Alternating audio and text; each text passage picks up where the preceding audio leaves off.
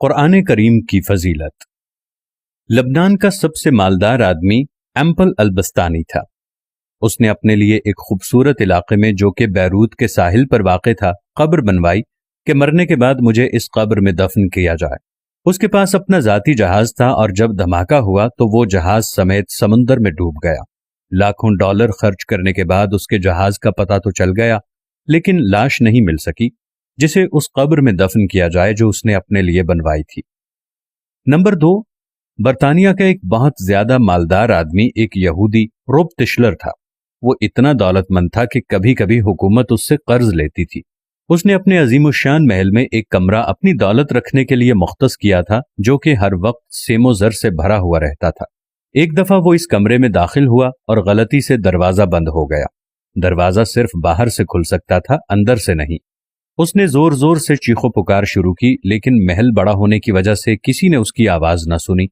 اس کی عادت تھی کہ وہ کبھی کبھی بغیر کسی کو بتائے کہیں کہیں ہفتے ہفتے غائب رہتا تھا۔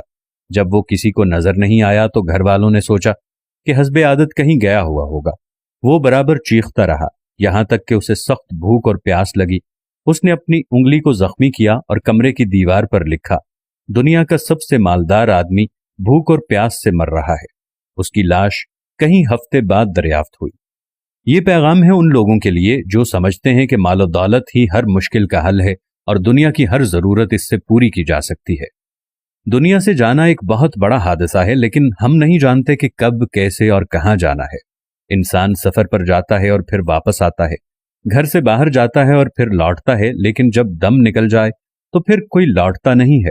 مبارکباد کے قابل ہیں وہ لوگ جو کسی پر ظلم نہیں کرتے، نہ کسی سے نفرت کرتے ہیں، نہ کسی کا دل زخمی کرتے ہیں، اور نہ ہی اپنے آپ کو کسی سے برتر سمجھتے ہیں، اس لیے کہ ایک نہ ایک دن سب کو جانا ہے۔ ایک آدمی ٹیکسی میں بیٹھا تو دیکھا کہ ڈرائیور قرآن سن رہا ہے۔ اس نے پوچھا کہ کیا کوئی آدمی مر گیا ہے؟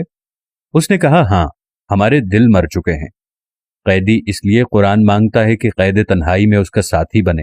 مریض ہسپتال میں اس لیے قرآن مانگتا ہے کہ اللہ اس کے مرض کو دور کرے، اور مردہ قبر میں تمنا کرتا ہے کہ کاش میں قرآن پڑھتا تو آج قبر میں میرا غمخوار ہوتا۔